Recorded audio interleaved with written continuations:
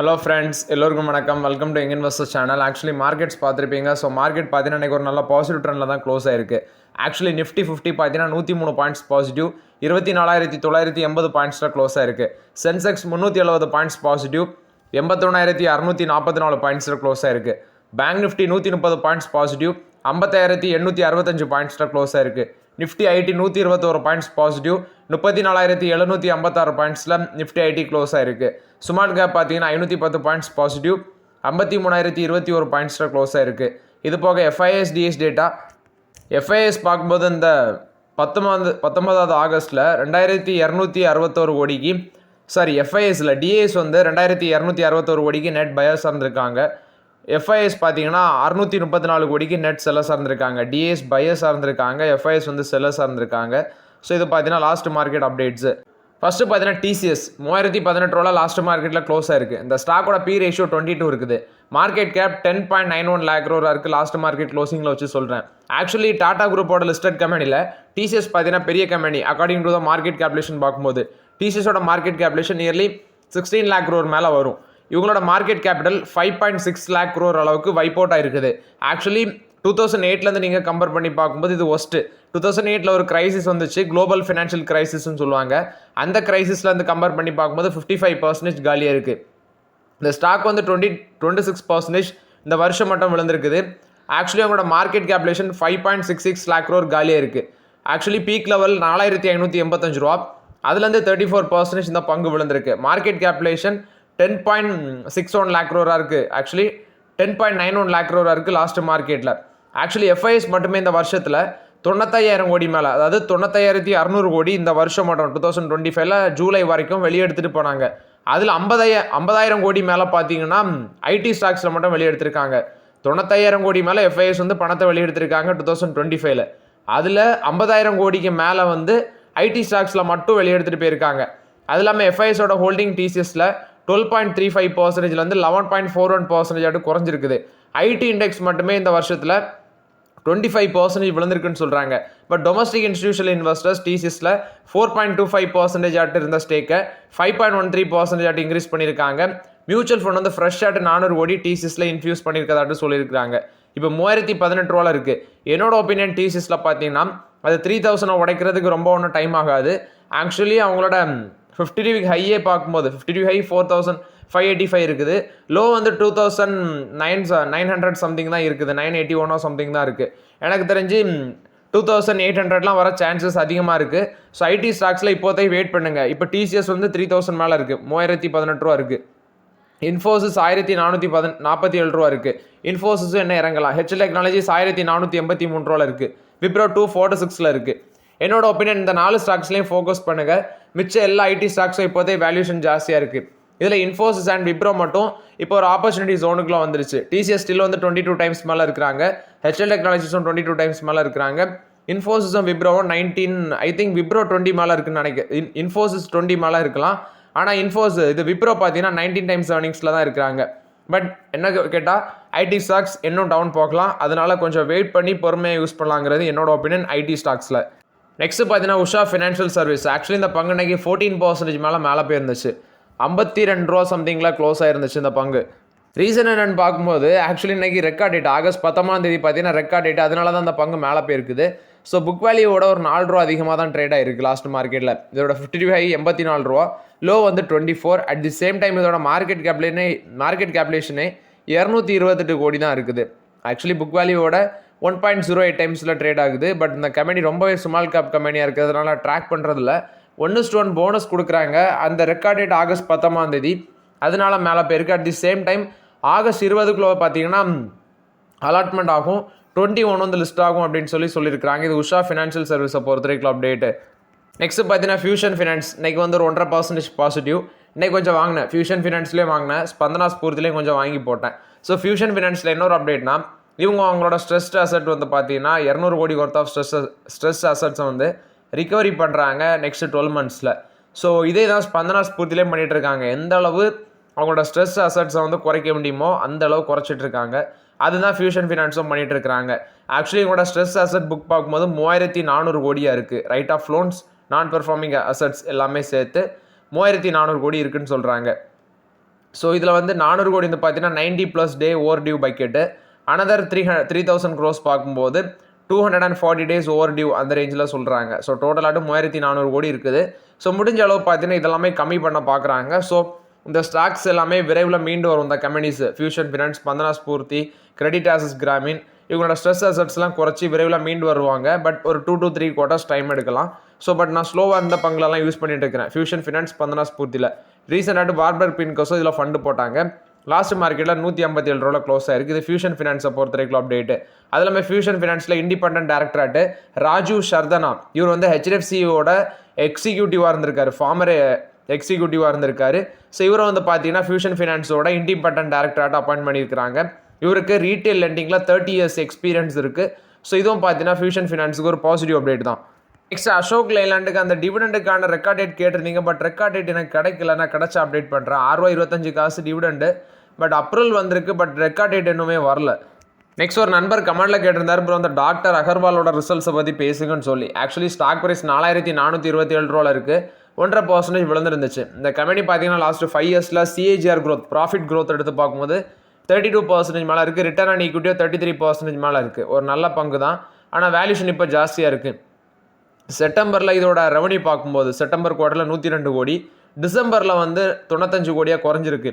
Again மார்ச்சில் 100 கோடி, again June குவார்ட்டரில் 117 கோடி. அப்படி ரேப்பிடாக இன்க்ரீஸ் ஆகிருக்கு. கொஞ்சம் அப்படி இன்க்ரீஸ் தான் இருக்குது. பெருசாக ஒன்று மொக்க ரெவன்யூ இன்க்ரீஸ்ன்னு சொல்ல முடியாது. ப்ராஃபிட்டும் பார்த்தீங்கன்னா 14 கோடி, அடுத்தது ஒரு 10 கோடியாக குறைஞ்சிருக்கு.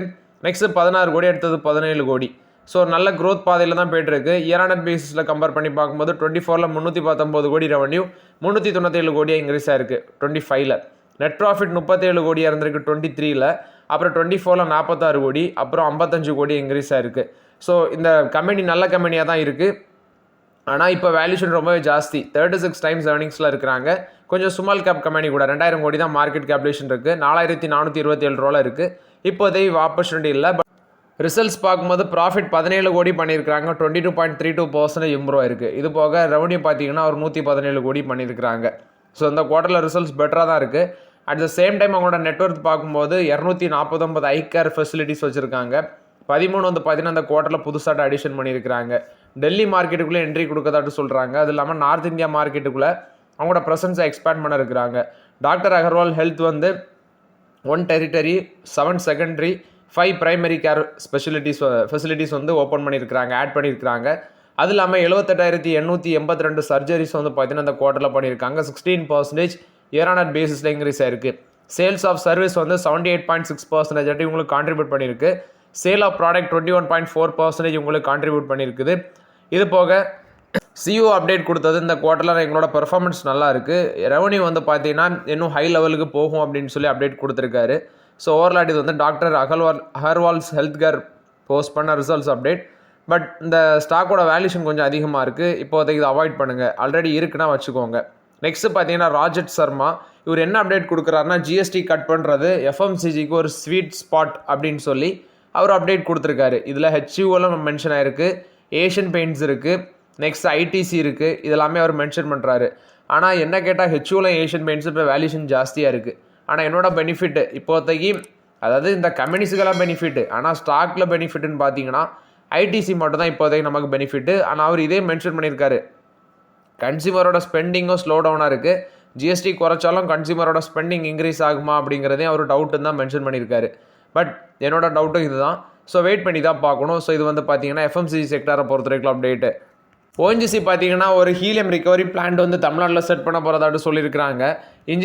இன்ஜினியர்ஸ் இந்தியா அவங்களோட பார்ட்னர்ஷிப் வச்சு ஹீலியம் ரிகவரி பிளான்ட் தமிழ்நாட்டில் போட போகிறதாட்டு அப்டேட் கொடுத்துருக்காங்க. இது ரெண்டுமே பார்ட்னர்ஷிப் வச்சு 39.42 crores இந்த பிளான்ட்டை போடுறதாட்டு சொல்லியிருக்கிறாங்க. இது வந்து ஓஎன்ஜிசி கொடுத்த அப்டேட்டு. நெக்ஸ்ட் இண்டஸ்இண்ட் பேங்க்ல ஒரு அப்டேட் கேட்டிருந்தீங்க. ஸோ இண்டஸ்இண்ட் பேங்க் ஃப்ளாட் நெகட்டிவில் லாஸ்ட் மார்க்கெட்டில் க்ளோஸ் ஆயிருந்துச்சு. 786 ரூபாவில் இருக்குது. பட் இது வந்து ஸ்டில் புக் வேல்யூவோட கம்மியாக தான் இருக்குது. என்ன கேட்டால் இப்போதைக்கு கூட ஸ்லோவாக யூஸ் பண்ணலாம். இண்டஸ்இண்ட் பேங்க்கில் ஸ்லோவாக யூஸ் பண்ணலாம். இது போக இண்டஸ்இண்ட் பேங்க்கும் கிரெட்டும் பார்த்தீங்கன்னா சேர்ந்து ஒரு பிராண்டட் கிரெடிட் கார்டை லான்ச் பண்ண போகிறதாட்ட அப்டேட் கொடுத்துருக்காங்க. ஸோ இதில் நிறைய பெனிஃபிட்ஸ் இருக்குது. கிரெட் அப்டேட் பண்ணுறது, இந்த கார்டு எப்போ லான்ச் ஆகும்னா நெக்ஸ்ட் 3 monthsல இந்த கார்டு வந்து லான்ச் பண்ணலாம் அப்படின்னு சொல்லி அப்டேட் கொடுத்துருக்காங்க. இண்டஸ்இண்ட் பேங்க்கும் கிரெட்டும் சேர்ந்து தான் அந்த கிரெடிட் கார்டை லான்ச் பண்ணுறாங்க, பிராண்டட் கிரெடிட் கார்ட்ஸு. நெக்ஸ்ட் 3 monthsல லான்ச் பண்ணுவோன்னு சொல்லியிருக்காங்க. இண்டஸ்இண்ட் பேங்க்கில் ஆப்பர்ச்சுனிட்டி ஜோனில் தான் இருக்குது. விழ 1-2 கன்சிடர் பண்ணிக்கோங்க. மொத்தமாட்டு அதாவது ஒரு ஸ்டாக்ல என்னன்னா மொத்தமாட்டு விழுந்து நமக்கு ஆப்பர்ச்சுனிட்டி கிடைக்காது. எப்படி பார்த்தாலும் ரூ. 10 ரூ. 20 உள்ள ரூ. 10 மேலே போகும், உள்ள ரூ. 10 குறையும், இல்லைனா ரூ. 10 மேலே போயிட்டு எகைன் வந்து ரூ. 10 குறையும். அப்படி தான் நம்ம கன்சிடர் பண்ண முடியும். கரெக்டாக ரூ. 10 இருக்க ஸ்டாக்கு ரூ. 1 வரைக்கும் இறங்கி வந்து நமக்கு ஆப்பர்ச்சுனிட்டி கிடைக்காது. நம்ம அப்படி 1-2 பிக் பண்ணிக்கிட வேண்டியதான். இறங்க ஸ்லோ யூஸ் பண்ணிக்கிட வேண்டியது. அப்படி தான் நானே கன்சிடர் பண்ணிட்டு இருக்கிறேன். எனக்கே சில ஸ்டாக்ஸ்லாம் பார்த்தீங்கன்னா பயங்கரமாக நெகட்டிவ் காட்டும். ஆனால் மேலே போச்சுன்னா அது 1 டேலே கிளியர் ஆயிரும். அதனால் கரெக்டாக நமக்கு இறங்கி ரொம்ப வேல்யூஷன் சீப்லலாம் கிடைக்கும்னு யாரும் எதிர்பார்க்காதீங்க. விழ தான் நம்மளும் வாங்க முடியும். ஸோ அதனால் 1-2 பிக் பண்ணிக்கோங்க. ஐடிஎஃப்சி ஃபர்ஸ்ட் பேங்க் கொடுத்த அப்டேட்டு, இவங்க பார்த்தீங்கன்னா கம்பல்சரியாட்டு கன்வெர்ட்டிபிள் ஷேர்ஸ், அதாவது 2623 கோடி ஒர்த் ஆஃப் ப்ரிஃபரன்ஸ் ஷேர் வந்து பார்த்தீங்கன்னா கன்வெர்ட்டிபிள் குமுலேட்டிவ் ப்ரிஃபரன்ஸ் ஷேர் வந்து Platinum Invictus B 2025 RSC limited அவங்களுக்கு அலாட் பண்ணுறாங்க. 43.71 crore ஃபுல்லி பெய்ட் கம்பல்சரியாட்டு கன்வெர்ட்டிபிள் குமுலேட்டிவ் ப்ரிஃபரன்ஸ் ஷேர் வந்து இஷ்யூ பண்ணுறாங்க. ஃபேஸ் ஒலி 10 ரூபா வச்சு 60 ரூபா இஷ்யூ ப்ரைஸ் ப்ரைவேட் பிளேஸ்மெண்ட் பேசிஸில் தான் அலாட் பண்ணுறாங்க. டோட்டல் இஷ்யூ சைஸ் பார்த்தீங்கன்னா 2623 கோடி. இது ஐடிஎஃப்சி ஃபர்ஸ்ட் பேங்க் கொடுத்த update. Actually May 15 IDFC first bank வந்து பிரின்சிபல் அப்ரூவல் பார்த்தீங்கன்னா பிஎஸ்சி அண்ட் நேஷனல் ஸ்டாக் எக்ஸ்சேஞ்சில் வந்து கிடச்சிருந்துச்சு. இப்போ அவங்களுக்கு பார்த்தீங்கன்னா ப்ரிஃபரன்ஷியல் ரூட்டில் வந்து இஷ்யூ பண்ணுறாங்க. இது ஐடிஎஃப்சி ஃபர்ஸ்ட் பேங்க் கொடுத்த அப்டேட். ஹிந்துஸ்தான் சிங் வந்து யூரோப்பியன் மைனிங்கை வந்து எக்ஸ்பேண்ட் பண்ணலாம் அப்படின்னு சொல்கிறாங்க. பட் கவர்மெண்ட் அலோவ் பண்ணாங்கன்னா நாங்கள் யூரேனியம் மைனிங்கை வந்து டெஃபினட்டாக எக்ஸ்பேண்ட் பண்ணுவோம் அப்படின்னு சொல்லியிருக்கிறாங்க. இது வந்து ஹிந்துஸ்தான் சிங் கொடுத்த அப்டேட்டு. நெக்ஸ்ட்டு காட்டனுக்கான இம்போர்ட் டியூட்டியை கவர்மெண்ட் வந்து சஸ்பெண்ட் பண்ணியிருக்கிறாங்க. ஸோ இது அக்ரிகல்ச்சர் இன்ஃப்ராஸ்ட்ரக்சருக்கு ஒரு பாசிட்டிவ் அப்டேட்டாக இருக்குது. ஐஓசி வந்து ஏர் இந்தியா கூட, அதாவது ஐஓசிஎல் ஏர் இந்தியா கூட மெமரம் ஆஃப் அண்டர்ஸ்டாண்டிங் போட்டிருக்காங்க சஸ்டைனபிள் ஏவியேஷன் ஃபியூல் சப்ளை பண்ணுறதுக்கு. இது இந்தியன் ஆயில் கார்பரேஷன் கொடுத்த update. Greener and clean aviation வந்து பார்த்தீங்கன்னா இந்த ஏர் இந்தியாவுக்கு ப்ரொவைட் பண்ணுறதுக்கு வேண்டி தான் அந்த மெமரம் ஆஃப் அண்டர்ஸ்டாண்டிங்னு சொல்லியிருக்கிறாங்க. ஸோ பானிபட் ரிஃபைனரியில் ஏவியேஷன் ஃபியூலையும் அவங்க மேனுஃபேக்சர் பண்ண போகிறதுன்னு சொல்லியிருக்காங்க. பெர் ஆனத்துக்கு வேஸ்ட் குக்கிங் ஆயில் மூலமாட்டு 35 tons ஆஃப் க்ரீன் ஃபியூல் வந்து ஆனுவலி நாங்கள் ப்ரொடியூஸ் பண்ணணும்னு சொல்லியிருக்கிறாங்க. அந்த எஸ்ஏஎஃப்னு சொல்லுவாங்க, சஸ்டைனபிள் ஏவியேஷன் ஃபியூலு. ஸோ அது வந்து பார்த்தீங்கன்னா இவங்க ஏர் இந்தியாவுக்கு சப்ளை பண்ண இருக்கிறாங்க இந்தியன் ஆயில் கார்பரேஷன். மகாராஷ்டிரா கவர்மெண்ட்டும் பிரஸ்டீஜ் குரூப்பும் பார்த்தீங்கன்னா 12,500 கோடி ஒர்த் ஆஃப் இன்வெஸ்ட்மெண்ட் பார்ட்னர்ஷிப் போட்டிருக்காங்க. Logistics, data centre, GCC park set பண்ணுறதுக்கு. இது நவி மும்பையில் தான் போட்டிருக்காங்க மெமரம் ஆஃப் அண்டர்ஸ்டாண்டிங். இது வந்து பிரஸ்டீஜ் குரூப் கொடுத்த அப்டேட்டு. இந்தியன் ஆயில் கார்பரேஷனுக்கு பார்த்தீங்கன்னா எல்ஆர்ஆ கேபிட்டல் சொல்கிறது 38% இந்த பங்கு மேலே போகும் அப்படின்னு சொல்லி அவங்க அப்டேட் கொடுத்துருக்காங்க. ஸோ இது வந்து இந்தியன் ஆயில் கார்பரேஷனை பொறுத்த வரைக்கும் அப்டேட்டு 193 rupees வந்து பார்த்தீங்கன்னா டார்கெட் ப்ரைஸ் ஆட்ட அப்டேட் கொடுத்துருக்காங்க இந்தியன் ஆயில் கார்பரேஷனுக்கு. ரிலையன்ஸ் பவர், ஆக்சுவலி அனில் அம்பானியோட ரிலையன்ஸ் பவர் லிமிடெட் அப்படிங்கிற ஒரு கம்பெனி இருக்குது. இவங்களுக்கு இன்னொரு கம்பெனி தான் ரிலையன்ஸ் என்டர்பிரைசஸ் ப்ரைவேட் லிமிடெட். இது அவங்களோட சப்சிடரி. ஸோ இவங்க ஒரு ஜாயின்ட் வெஞ்சர் போடுறாங்க, அதாவது GTL Reliance solar private limited அப்படிங்கிற கம்பெனி. ஸோ இது வந்து பூட்டானில் பார்த்தீங்கன்னா இவங்களுக்கு ஒரு 50:50 ரினோபிள் எனர்ஜி ஜாயின்ட் வெஞ்சர் போடுறாங்க. ஸோ இது வந்து ரிலையன்ஸ் என்டர்பிரைசஸ் வந்து பூட்டான் ஸ்டேட்டில் வந்து, அதாவது பூட்டானில் வந்து ஒரு 50:50 ரினோபிள் எனர்ஜி ஜாயின்ட் வெஞ்சர் செட் பண்ணதாட்டு சொல்லியிருக்கிறாங்க. இது ரிலையன்ஸ் பவர் கொடுத்த அப்டேட்டு. இந்தியன் ஹோட்டல்ஸ் பார்த்தீங்கன்னா பார்ட்னர்ஷிப் சைன் பண்ணியிருக்காங்க மேடிசன் கூட. 10 நியூ ஹோட்டல்ஸ் வந்து சவுத் இந்தியாவில் பில்ட் பண்ண போகிறதாட்டு அப்டேட் கொடுத்துருக்காங்க. ஸோ இது வந்து ஜாயின்ட் வெஞ்சூர் பேசிஸ்லேயும் இருக்கும். அதாவது டெர்மினஸ் குரூப்பும் ஜேவி வெஞ்சூஸ் அவங்க 2 பேரும் சேர்ந்து தான் இந்த 10 நியூ ஹோட்டல்ஸ் வந்து இவங்களுக்கு கூட போட்டிருக்காங்க. இதில் ஜிஞ்சர் பிராண்ட் எல்லாமே வருது. ஸோ மேடிசனும் இந்தியன் ஹோட்டல்ஸும் மெமரம் ஆஃப் அண்டர்ஸ்டாண்டிங் போட்டிருக்காங்க சதர்ன் ஸ்டேட்ஸில் வந்து எக்ஸ்பென்ஷன் பண்ணுறதுக்கு.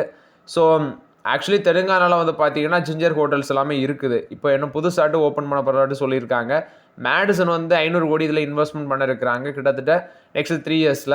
ஸோ இது வந்து இந்தியன் ஹோட்டல்ஸ் கொடுத்த ஒரு positive update. Vodafone idea 5G சர்வீஸை கொச்சி அண்ட் திருவனந்தபுரத்தில் வந்து லான்ச் பண்ணியிருக்காங்க. இது வந்து வோடோஃபோன் ஐடியா கொடுத்த அப்டேட்டு. அல்ட்ராடெக் சிமெண்ட் பார்த்தீங்கன்னா ஃபினான்ஷியல் 26க்கான டார்கெட்டை ஃபிக்ஸ் பண்ணிட்டாங்க. அவங்களோட பிளானை லாஸ்ட் மார்க்கெட்டில் ஃப்ளாட் பாசிட்டிவ்ல க்ளோஸாக இருந்துச்சு. இப்போ ஃபினான்ஷியல் 25ல பார்க்கும்போது 16.3 million tons per annum மட்டும் ப்ரொடக்ஷன் பண்ணுறாங்க. ஸோ அக்யூசிஷனுக்கு அப்புறம் பார்த்தீங்கன்னா, அதாவது அக்யூசிஷனுக்கு அப்புறம் அது 26.3 million tons per annum இருக்குது. ஸோ அவங்க வந்து சொல்கிறது விரைவில் நாங்கள் 200 million tons per annum மட்டும் ப்ரொடக்ஷன் கெப்பாசிட்டியை டச் பண்ணிடுவோம் அப்படின்னு சொல்லி அப்டேட் கொடுக்குறாங்க. இது அல்ட்ராடெக் சிமெண்ட் கொடுத்த அப்டேட்டு. நெக்ஸ்ட் பார்த்தீங்கன்னா மொபைல் ஃபோன் இண்டஸ்ட்ரி, அதாவது மொபைல் ஃபோன் மேக் பண்ணுற கம்பெனிஸ் என்ன சொல்கிறாங்கன்னா, எங்களோட ஜிஎஸ்டி ஸ்லாபை 5% கொண்டு வாங்க அப்படின்னு சொல்லி அப்டேட் கொடுத்துருக்காங்க. ஸோ இப்போ 12% இருக்குது. இனி அதை 5% கொண்டு வர சொல்கிறாங்க. ஸோ இது வந்து பார்த்தீங்கன்னா ஃபோன் மேக்கர்ஸ் கம்பெனிஸ் வந்து அதை கோரிக்கையாட்டு வைக்கிறாங்க கவர்மெண்ட்டுக்கு. இது இல்லாமல் ஃபார்மர்ஸுக்கும் பெனிஃபிட் இருக்குது ஜிஎஸ்டி ரிலீஃபில். என்னென்னா அந்த இரிகேஷன் டூல்ஸ், ஃபார்மர்ஸ் யூஸ் பண்ணுற அந்த இரிகேஷன் டூல்ஸுக்கு எல்லாமே பார்த்தீங்கன்னா நில் டேக்ஸ் வரப்போகுது அப்படிங்கிற அப்டேட்டும் கொடுத்துருக்காங்க. ஸோ ஓவர்லாட் வந்து பார்த்தீங்கன்னா என்ன அப்டேட் வரல, இது எல்லாமே நியூஸஸாக வருது. பட் கவர்மெண்ட் வந்து அந்த அனௌன்ஸ்மெண்ட் ஆட்டு ப்ரொப்போஸ் பண்ணணும். அப்போ தான் நமக்கு எக்ஸாக்டாக தெரியும் இதில் எவ்வளோ பர்சன்டேஜ் டேக்ஸ் வருதுன்னு. ஸோ ஓகே ஃப்ரெண்ட்ஸ், ஆக்சுவலி இந்த வீடியோவில் சில இம்பார்ட்டன்ட் அப்டேட்ஸ் எல்லாமே டிஸ்கஸ் பண்ணோம். இந்த வீடியோ உங்களுக்கு பயனுள்ளதாக இருந்துச்சுன்னா லைக் பண்ணுங்கள், சப்ஸ்கிரைப் பண்ணுங்கள், கமெண்ட் பண்ணுங்கள். Okay friends, thank you.